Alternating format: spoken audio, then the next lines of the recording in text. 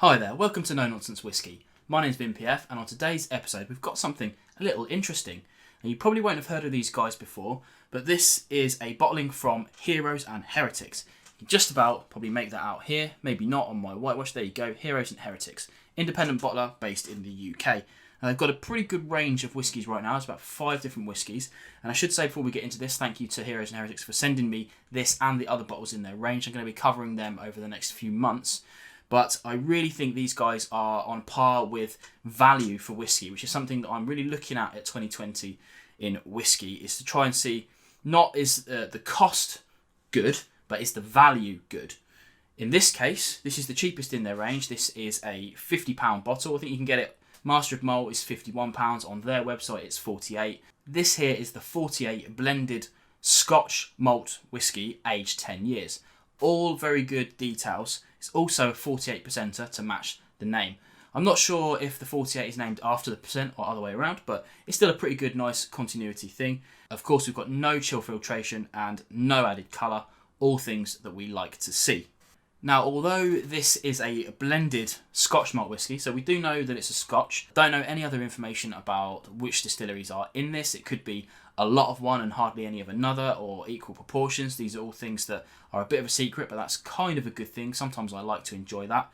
What we do know is that it's been finished in a sherry butt, which is something that usually sends alarm bells for me. I'm not a huge fan of sherry, as people who are regular viewers of the channel will know, suffer with a little bit of kind of sulphur identification, but we'll see if we get that in this. As you can see, I've drank a pretty good wedge of this so far, so you may, spoiler alert on whether I find sulphur in it or not. I don't. In any case, let's get into the actual whiskey and see what we've got versus the price, shall we? Underneath a No Nonsense Whiskey coin, of course. Let's check out the nose then. Now for me, it's got a mixed bag. It's got a bit of a Speyside nose to it, almost kind of fresh apples. There's definitely those kind of dried fruits that you would get from kind of a sherry influence. There's kind of like sultanas, a touch of raisiny. So although it's only finished in a sherry butt, it really has been long enough to get that extra influence into it.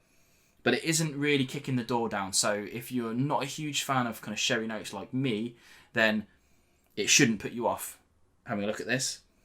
On the back end, there's also a touch of honey. It's not too much. It's not very sweet.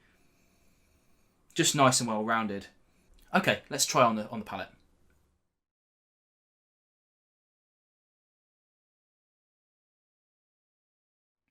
Oh yeah.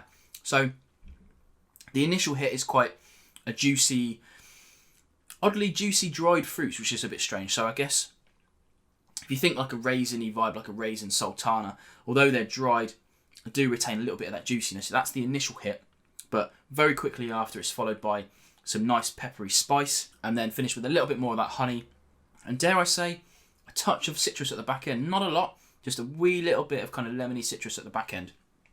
And the finish is about medium long. It's quite spicy, quite peppery, really nice juicy flavour. A touch bitter on the back end, but that just makes me want to pick up the glass again and try more. Personally, I think this is a bit of a win. 50 quid is a lot of money. It definitely is a lot of money. But when you look at the current market about what you're getting, this is good ABV. It's non-chill filtered, natural coloured, which you probably wouldn't get on a normal 10-year-old blended malt. But those words on there are also good. Blended malt, no grain in this. Scotch, we like that. Generally speaking, a generally good package.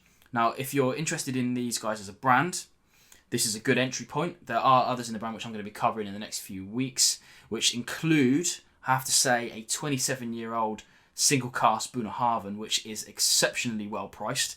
But we'll get into that in a few weeks. If you're interested, make sure you stick around and check out those reviews. But as a starting salvo, this is very good, very recommended to me, and hopefully we'll see what the rest of the range is like.